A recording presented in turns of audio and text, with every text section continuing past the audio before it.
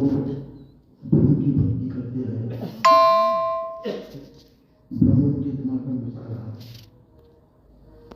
यहाँ तक बसा रहा कि माता पिता हमारे मर जाएंगे फिर डॉक्टर के आएंगे। बच्चों को बहला दिया जाता था, बच्चे मर जाते थे, रोते थे उनके कि नहीं आ जाएंगे। बच्चे इंतजार में रहते थे हमारे माता पिता आ जाएंगे।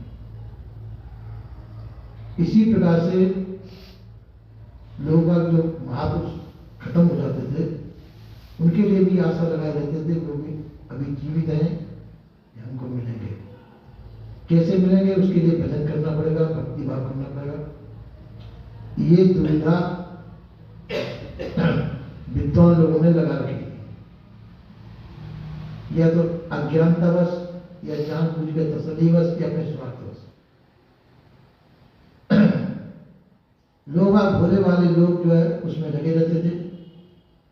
और आजकल भी जो है गोसाई संप्रदाय है इनमें, तो गोसाई संप्रदाय में जितने लड़के होंगे उनके लिए उतने मंत्र बन जाते हैं,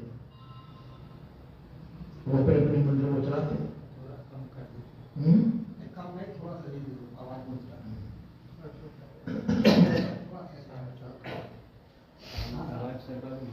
तो उतने ही उनके जो पुत्र होते हैं उतने वो सभी ठाकुर कहलाते हैं, वो उनके मंदिर बन जाते हैं गोसाइयों के। इस प्रकार से उनके अंदर भी ये भ्रम फैला हुआ है। तो आम जनता तो भ्रमित है ही। इसी प्रकार से जो है अनादिकाल से यह भ्रम फैला हुआ है। कोई लोग इस भ्रम को नहीं मानते तो बिल्कुल नास्तिक हो जाते हैं। उनके अंदर कुछ आस्तिकवाद है कि भाई है कोई ना कोई की पूजा पाठ करते रहे, पर वो अज्ञानता ही है। और जो कहते हैं कोई नहीं कैसे भी नहीं, तो वो नास्तिकता है। वो अपने आप को भी नहीं मानते, अपने आप को भी नाशवान समझते हैं, और सही नहीं समझते। सही के नाश होने का हम भी नाश हो जाएंगे, ऐसा करो। इसलिए विवेकवादी सिद्धांत ये कहता है कि आप सत्य हैं, शरीर आपका मिथ्या है। जैसे ब्रह्मवादी कहते हैं ब्रह्म सत्य जगत मिथ्या। उसी प्रकार से संत जन पार्टी संत कहते हैं आप सत्य हैं, जो सबके जानने वाले हैं, सबके मानने वाले हैं, जनैया हैं, चेतन हैं, ज्ञान स्वरूप है। आप सत्य हैं और आपकी मानी हुई वस्तु जो है परिवर्तनशील है, मिथ्या है। संसार जड़ पदार्थों का क्रिया व्यवहार है और ये इसी प्रकार से चलता रहता है। उसके गुणधर्म में पंचतत्वों के गुणधर्म के अनुसार संसार का बनना बिगड़ना होता रहता है, जड़ जगत का। तो जड़ात्मक संसार और जड़ चेतनात्मक संसार, जीव और पंचतत्वों का मिलकर के जो व्यवहार है वो जड़ चेतनात्मक है। और जीव अपने आप में जब मुक्त हो जाता है तो अपने आप में स्वतंत्र हो जाता है। गाथा खाली इतनी ही है, और इसको समझने के लिए लोग बहुत उतार चढ़ाव विभिन्न प्रकार के मत पंथ सिद्धांत। तो संत गुरुजन कहते हैं कि तुम सत्य हो, तुम चेतन हो, ज्ञान स्वरूप हो, पर तुम सही नहीं हो। अपने आप को सही समझना अज्ञानता है।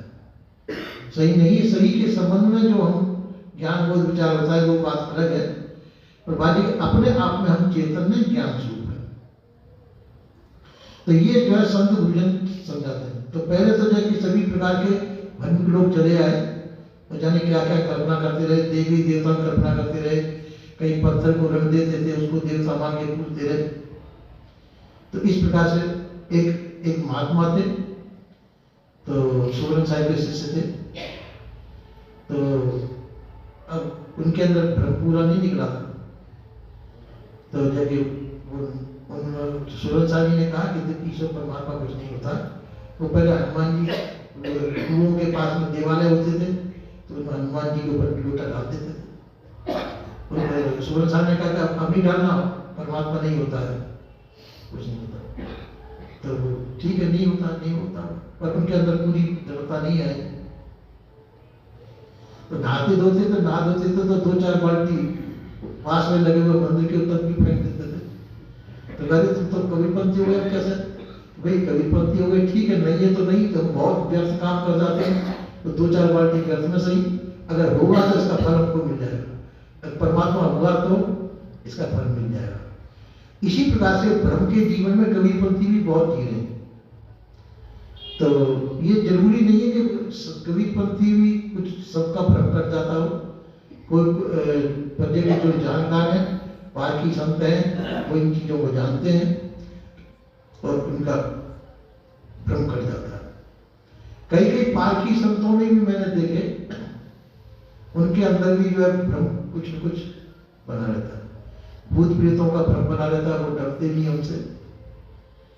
तो इस प्रकार से बना रहता है, उसमें जो है कुछ समय बाद में निकलता हुआ उनके अंदर भी,